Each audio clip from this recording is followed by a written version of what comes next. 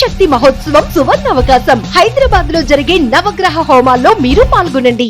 శ్రీజానిరద్రితనయా పతిరబ్జగర్భ survey చ దైవతగణాః సమహర్షయోమి ఏతే భూతనిచయాః సముదీరయంతి గాయత్రీ లోకవినుతే తవ సుప్రభాతం. पुष्पोच्चय प्रविलसत्करकञ्जयुग्मां गङ्गादिदिव्यतटिनीवरतीरदेशे श्वर्घ्यं समर्पयितु मन्त्रजनास्तवैते गायत्री लोकविनुते तव सुप्रभातम्.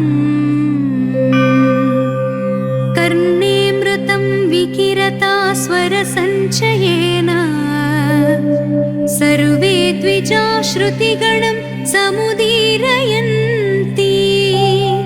पस्याश्रमासध वृक्षतलेषु देवी गायत्री लोकविनुते तव सुप्रभातम्.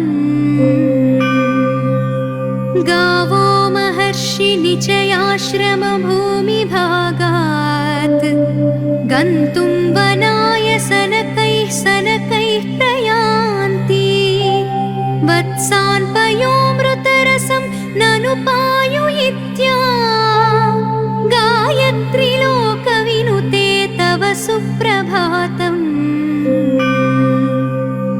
शिष्यप्रबोधनपरावरमौनिमुख्याः व्याख्यान्ति वेदगदितं स्फुटधर्मतत्त्वतम् स्वीयाश्रमाङ्गणतलेषु मनोहरेषु गायत्री लोकविनुते तव सुप्रभातम्.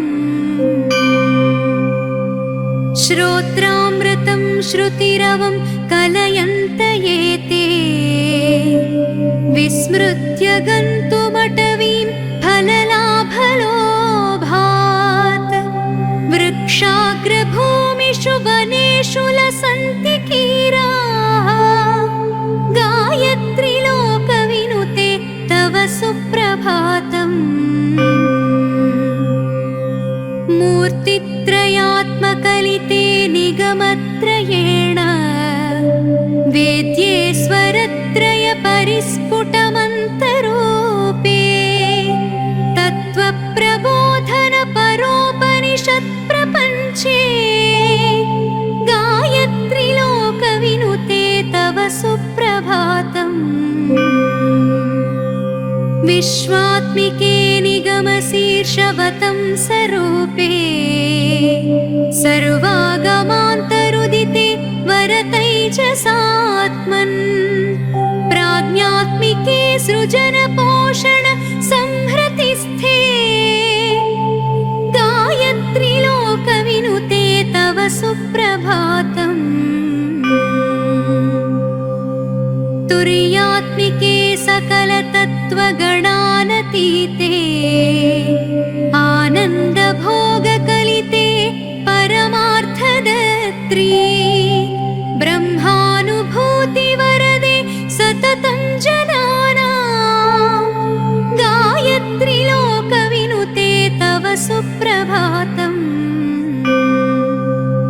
तारस्वरेण मधुरं परिगीयमाने मन्द्रस्वरेण मधुरेण च मध्यमेन गानात्मिके निखिललोक मनोज्ञभावे गायत्री लोकविनुते तव सुप्रभातम्. पापाटवीदहन जागृतमानसात्वं भक्तौघपालन निरन्तर दीक्षितासि त्वय्येव विश्वमखिलं स्थिरतामुपैति गायत्री लोकविनुते तव सुप्रभातम्. या वैदिकी निखिल पावन पावनी वाक् या लौकिकी व्यवहृति प्रवणा जनानां या काव्यरूपकलिता तव रूपमेताः गायत्री लोकविनुते तव सुप्रभातम् दिव्यं विमानमधिरुह्य नभोऽङ्गनेत्र गायन्ति दिव्यमहिमानमिमे भवत्याः पश्य प्रसीद निचयादिविजाङ्गनानां गायत्री लोकविनुते तव सुप्रभातम् हैमीं रुचं सकलभूमिरुहाग्रदेशे श्वाधाय तत्कृतपरोपकृतो प्रसन्नः भानुः करोत्यवसरे कनकाभिषेकम् गायत्री लोकविनुते तव सुप्रभातम् दिव्यापगासु सरसीषु वने निकुञ्जे शुच्छावचानि कुसुमानि मनोहराणि पुल्लानि सन्ति परितस्तव पूजनाय गायत्री लोकविनुते तव सुप्रभातम् कुर्वन्ति पक्षिनिचयाः कलगानमेते वृक्षाग्रमुन्नततरासनमाश्रयन्तः देवी त्वदीयमहिमानमुदीरयन्तो गायत्री लोकविनुते तव सुप्रभातम् विश्वेसि विष्णुभगिनि श्रुतिवाक्स्वरूपे तन्मातृके निखिलमन्तमयस्वरूपे गानात्मिके निखिलतत्त्वनिजस्वरूपे गायत्री लोकविनुते तव सुप्रभातम्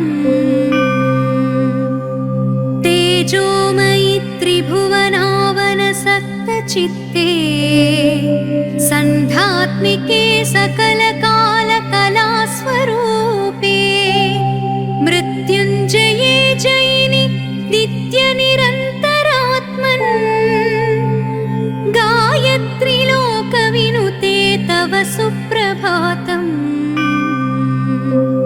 त्वामेव देवि परितो निखिलानि तन्त्राण्याभाति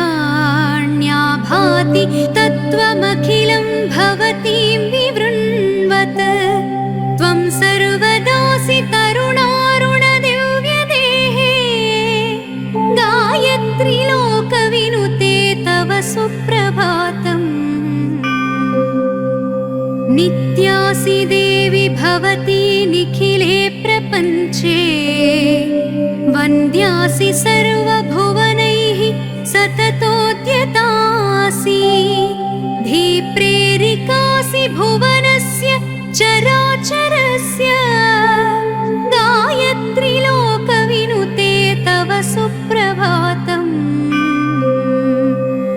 वन्दामहे भगवतीं भवतीं भवाब्धी सन्तारिणीं त्रिकरणैः करुणामृताब्धे सम्पस्य चिन्मयतनो करुणार्द्रदृष्ट्या गायत्री लोकविनुते तव सुप्रभातम् त्वं मातृकामयतनुः परमप्रभावा त्वय्येव देवि परमः पुरुषः पुराणः त्वत्तः समस्तभुवनानि समुल्लसन्ति गायत्री लोकविनुते तव सुप्रभातम् त्वं वै प्रसूर्निखिलदेवगणस्य देवी त्वं स्तूयसे त्रिशवणं निखिलैश्च लोकैः त्वं देशकालपरमार्थपरिस्फुटासि गायत्री लोकविनुते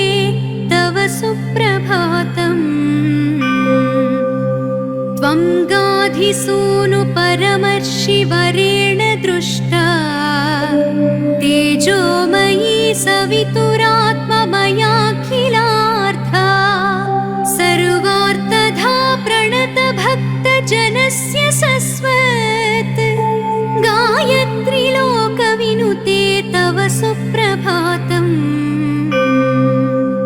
संकल्प्य लोकमखिलं मनसैव सोषे कारुण्यभावकलितावसि लोकमाता कोपान्विता तमखिलं कुरुषे प्रलीनं गायत्री लोकविनुते तव सुप्रभातम् मुक्ता भविद्रुमसुवर्ण महेन्द्रनील श्वेतप्रभैर्भुवनरक्षण बुद्धिदीक्षैः वक्त्रैर्युते निगममातरुदारसत्त्वे गायत्री लोकविनुते तव सुप्रभातम् कारुण्यवीचि निचयामलकान्तिकान्ताम् ब्रह्मादि सर्वदिविजेड्य महाप्रभावाम् प्रीत्या प्रसारय दृशं मयि लोकमातः गायत्री लोकविनुते तव सुप्रभातम्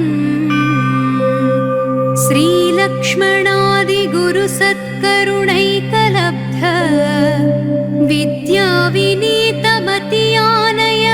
विद्याविनीतमतियानयमाननेयः संसेवतेऽत्र भवतीं भुवतीं वचोभिः गायत्री लोकविनुते तव सुप्रभातम् गायत्री लोकविनुते तव सुप्रभातम् गायत्री लोकविनुते तव सुप्रभातम्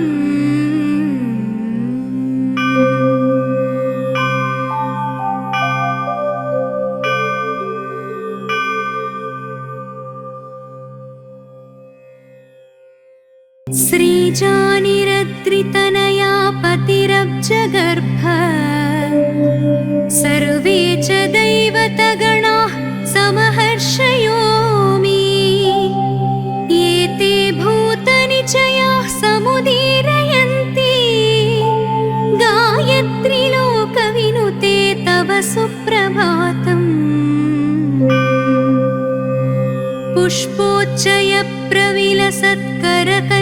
पुष्पोच्चयप्रविलसत्करकञ्जयुग्माम् गङ्गादिदिव्यतटिनीवरतीरदेशे श्वर्घ्यं समर्पयितु मन्त्रजनास्तवैते गायत्री लोकविनुते तव सुप्रभातम् कर्णेऽमृतं विकिरता स्वरसञ्चयेन सर्वे द्विजा श्रुतिगणं समुदीरयन्ति पस्याश्रमासध वृक्षतलेषु देवी गायत्री लोकविनुते तव सुप्रभातम् गावो महर्षि निचयाश्रमभूमिभागात् गन्तुं वनाय सनकैः सनकैः प्रयान्ति वत्सान् पयोमृतरसं ननुपायुयित्या गायत्री लोकविनुते तव सुप्रभातम्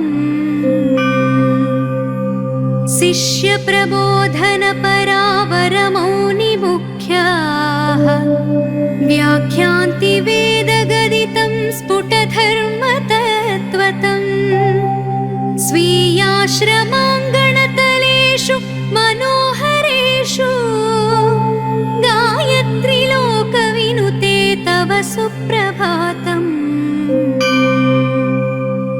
श्रोत्रामृतं श्रुतिरवं कलयन्त एते विस्मृत्य गन्तुमटवीं फललाभलोभान्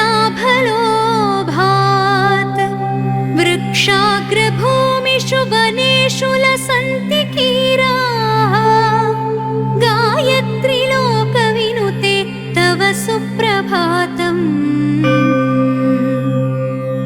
मूर्तित्रयात्मकलिते निगमत्रयेण वेद्ये स्वरत्रय परिस्फुटमन्तरूपे तत्त्वप्रबोधन परोपनिषत्प्रपञ्चे गायत्री लोकविनुते तव सुप्रभातम् विश्वात्मिके निगमशीर्षवतं स्वरूपे सर्वागमान्तरुदिते वरतैजसात्मन् प्राज्ञात्मिके सृजनपोषण संहृतिस्थे गायत्री लोकविनुते तव सुप्रभातम् तुर्यात्मिके सकलतत्त्वगणानतीते आनन्दभोगकलिते परमार्थदत्री ब्रह्मानुभूतिवरदे सततं जनानां गायत्री लोकविनुते तव सुप्रभातम् तारस्वरेण मधुरं परिगीयमाने मन्द्रस्वरेण मधुरेण च मध्यमेन गानात्मिके निखिललोक मनोज्ञभावे गायत्री लोकविनुते तव सुप्रभातम् पापाटवीदहन जागृतमानसात्वम् भक्तौघपालन निरन्तर दीक्षितासि त्वय्येव विश्वमखिलं स्थिरतामुपैति गायत्री लोकविनुते तव सुप्रभातम् या वैदिकी निखिल पावन पावनी वाक् या लौकिकी व्यवहृति प्रवणा जनानां या काव्यरूपकलिता तव रूपमेताः गायत्री लोकविनुते तव सुप्रभातम् दिव्यं विमानमधिरुह्य नभोऽङ्गणेत्र गायन्ति दिव्यमहिमानमिमे भवत्याः पश्य प्रसीद निचया दिविजाङ्गनानां गायत्री लोकविनुते तव सुप्रभातम् हैमीं रुचं सकलभूमिरुहाग्रदेशे श्वाधाय तत्कृतपरोपकृतो प्रसन्नः भानुः करोत्यवसरे कनकाभिषेकम् गायत्री लोकविनुते तव सुप्रभातम् दिव्यापगासु सरसीषु वनीनिकुञ्जे शोच्चावचानि कुसुमानि मनोहराणि पुल्लानि सन्ति परितस्तव पूजनाय गायत्री लोकविनुते तव सुप्रभातम् कुर्वन्ति पक्षिनिचयाः कलगानमेते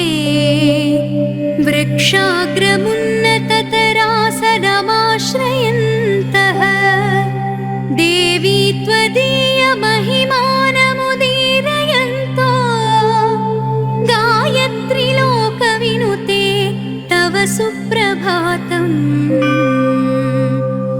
विश्वेसि विष्णुभगिनि श्रुतिवाक्स्वरूपे तन्मातृके निखिलमन्तमयस्वरूपे गानात्मिके निखिलतत्त्वनिजस्वरूपे गायत्री लोकविनुते तव सुप्रभातम् तेजोमयि त्रिभुवनावनसक्तधारिणे चित्ते सन्धात्मिके सकलकालकलास्वरूपे मृत्युञ्जये जयिनि नित्यनिरन्तरात्मन् गायत्री लोकविनुते तव सुप्रभातम् त्वामेव देवि परितो निखिलानि तन्त्राण्याभाति तत्त्वमखिलं भवतीं विवृण्वत त्वं सर्वदासि तरुणारुणदिव्यदेहे गायत्री लोकविनुते तव सुप्रभातम् नित्यासि देवि भवती निखिले प्रपञ्चे वन्द्यासि सर्वभुवनैः सततोद्यतासि धीप्रेरिकासि भुवनस्य चराचरस्य गायत्री लोकविनुते तव सुप्रभातम् वन्दामहे भगवतीं भवतीं भवाब्धि सन्तारिणीं त्रिकरणैः करुणामृताब्धे सम्पस्य चिन्मयतनो करुणार्द्रदृष्ट्या गायत्री लोकविनुते तव सुप्रभातम्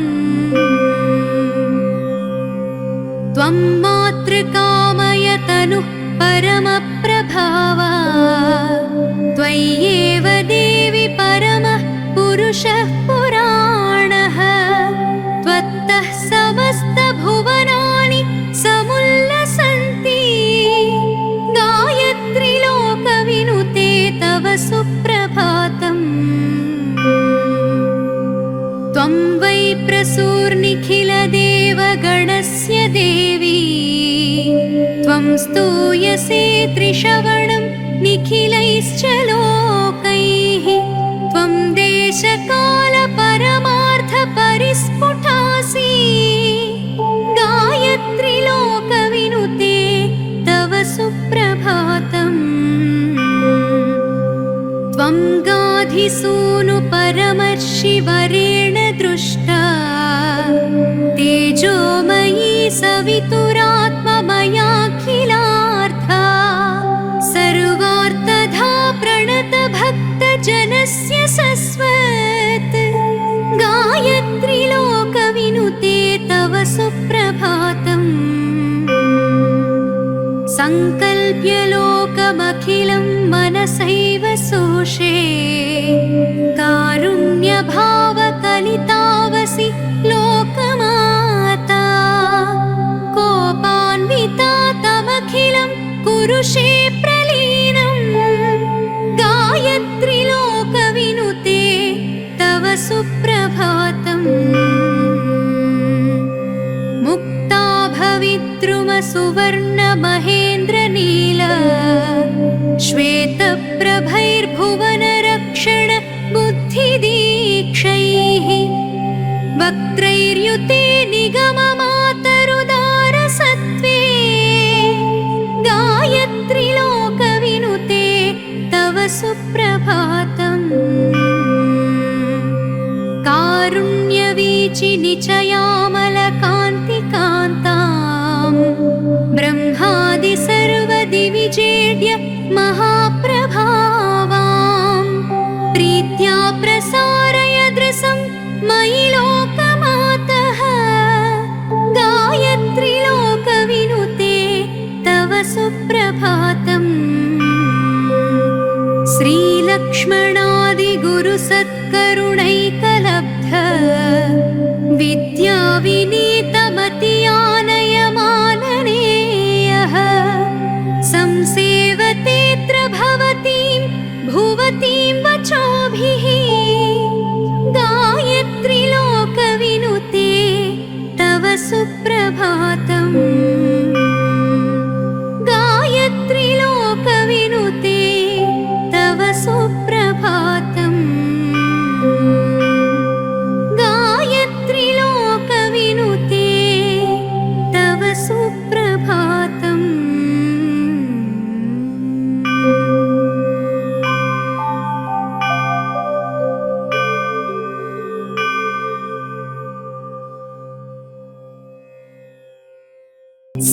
द्विजानिरद्रितनया पतिरब्जगर्भ सर्वे च दैवतगणाः समहर्षयोमि एते भूतनिचयाः समुदीरयन्ति गायत्री लोकविनुते तव सुप्रभातम्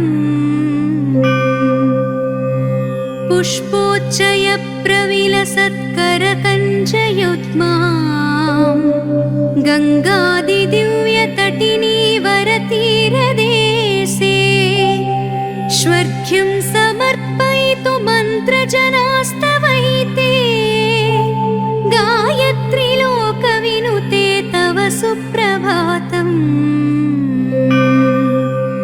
कर्णेऽमृतं विकिरता स्वरसञ्चयेन सर्वे द्विजा श्रुतिगणं समुदीरयन्ति पस्याश्रमासध वृक्षतलेषु देवी गायत्री लोकविनुते तव सुप्रभातम् गावो महर्षि निचयाश्रमभूमिभागात् गन्तुं वनाय सनकैः प्रयान्ति वत्सान् पयोमृतरसं ननु पायुयित्या गायत्री लोकविनुते तव सुप्रभातम्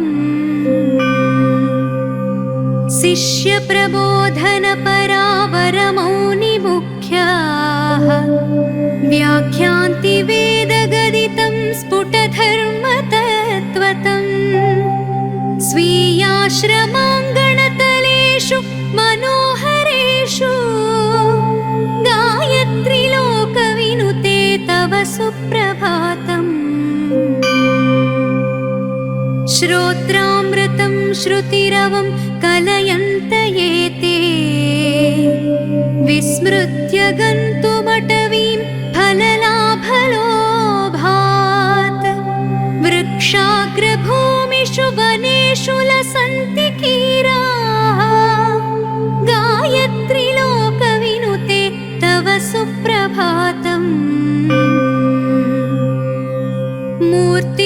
मूर्तित्रयात्मकलिते निगमत्रयेण वेद्ये स्वरत्रय परिस्फुटमन्तरूपे तत्त्वप्रबोधन परोपनिषत्प्रपञ्चे गायत्री लोकविनुते तव सुप्रभातम् विश्वात्मिके निगमशीर्षवतं स्वरूपे सर्वागमान्तरुदिते वरतैजसात्मन् प्राज्ञात्मिके सृजनपोषण संहृतिस्थे गायत्री लोकविनुते तव सुप्रभातम् तुर्यात्मिके सकलतत्त्वगणानतीते आनन्दभोगकलिते परमार्थदत्री ब्रह्मानुभूतिवरदे सततं जनानां गायत्री लोकविनुते तव सुप्रभातम् तारस्वरेण मधुरं परिगीयमाने मन्द्रस्वरेण मधुरेण च मध्यमेन गानात्मिके निखिललोक मनोज्ञभावे गायत्री लोकविनुते तव सुप्रभातम् पापाटवीदहन जागृतमानसात्वम् भक्तौघपालन निरन्तर दीक्षितासि त्वय्येव विश्वमखिलं स्थिरतामुपैति गायत्री लोकविनुते तव सुप्रभातम् या वैदिकी निखिल पावन पावनी वाक् या लौकिकी व्यवहृति प्रवणा जनानां या काव्यरूप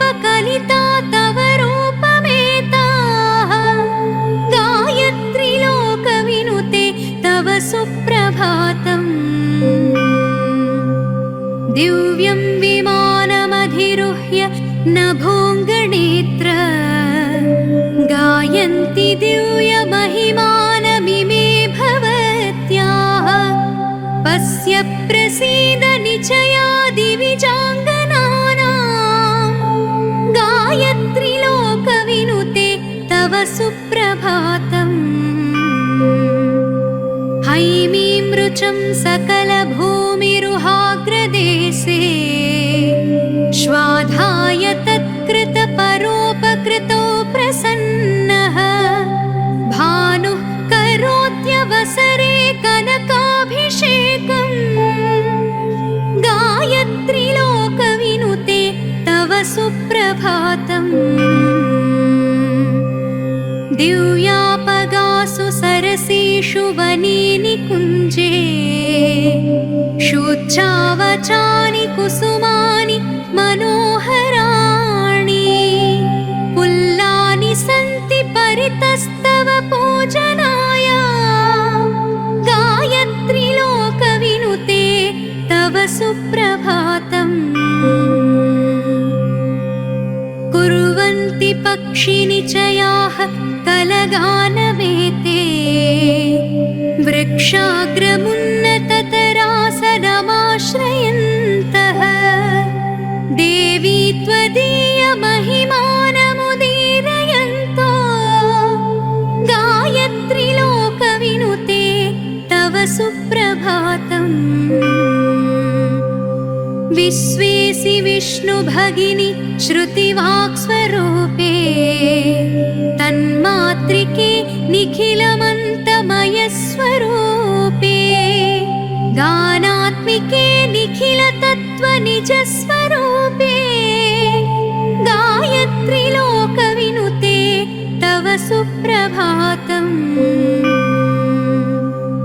तेजोमयि त्रिभुवनावनसक्तचित्ते सन्ध्यात्मिके सकलकालकलास्वरूपे मृत्युञ्जये जयिनि नित्यनिरन्तरात्मन् गायत्री लोकविनुते तव सुप्रभातम्।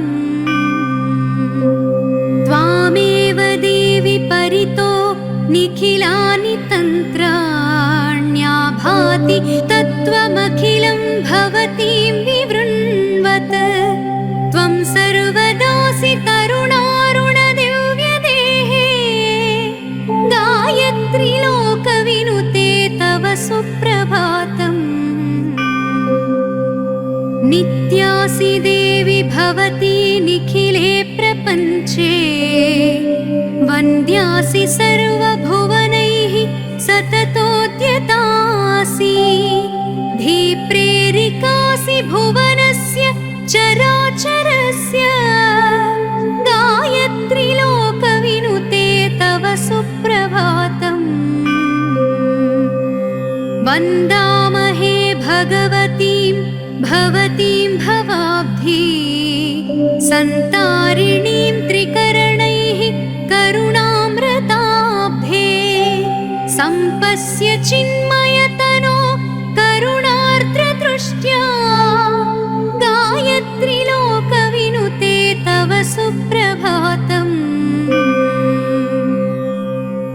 त्वं मातृकामयतनुः परमप्रभावा त्वय्येव देवि परमः पुरुषः पुराणः। त्वत्तः समस्तभुवनानि समुल्लसन्ति गायत्री लोकविनुते तव सुप्रभातम्। त्वं वै प्रसूर्निखिलदेवगणस्य देवी त्वं स्तूयसे त्रिशवणं निखिलैश्च लोकैः। त्वं देशकालपरमार्थपरिस्फुटासि गायत्री लोकविनुते तव सुप्रभातम्। त्वं गाधिसूनु परमर्षिवरेण दृष्टा तेजोमयी सवितुरा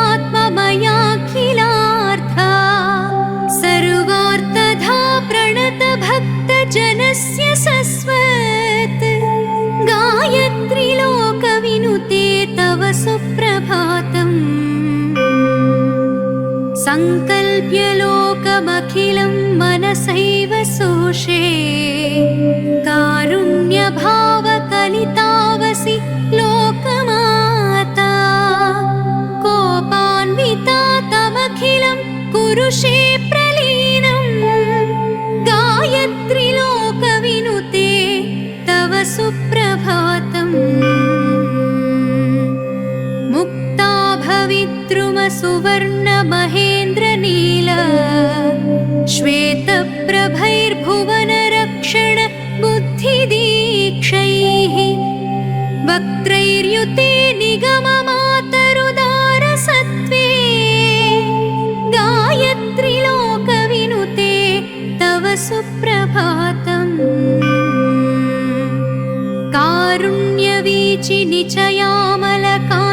कारुण्यवीचिनिचयामलकान्तिकान्ताम् ब्रह्मादि सर्वदिविजेड्य महाप्रभावाम् प्रीत्या प्रसारय दृशं मयि लोकमातः गायत्री लोकविनुते तव सुप्रभातम्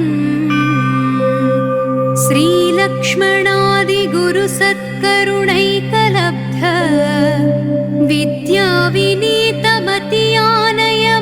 विद्याविनीतमतियानयमाननेयः संसेवतेऽत्र भवतीं भुवतीं वचोभिः गायत्री लोकविनुते तव सुप्रभातम्